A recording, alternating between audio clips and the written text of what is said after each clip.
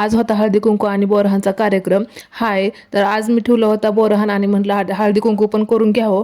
आणि बोरहानसोबत कसं हळदी कुंकू पण होऊन जाईल, कारण बायका पण येतात. इथं माझी तयारी चालू होती. तशी तर एकटीने तयारी करायची म्हटलं खूप जास्त धावपळ होते.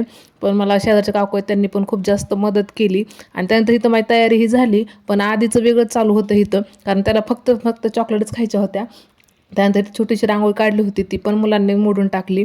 आणि इथं बघा माझं छोटंसं असं डेकोरेशन केलं होतं. जास्त काय मी बनवलं पण नव्हतं, कारण साधं सिंपलच केलं होतं. पण आधीला जास्त काय मला बनवायची गरज नाही पडली, कारण त्याला ना खूप जास्त नटायला आवडतं. आणि तिळगुळाचे ह्याचे वगैरे हार वगैरे ना छान असे घातले होते. आणि त्यानंतर त्याला ओवाळायला चालू केलं.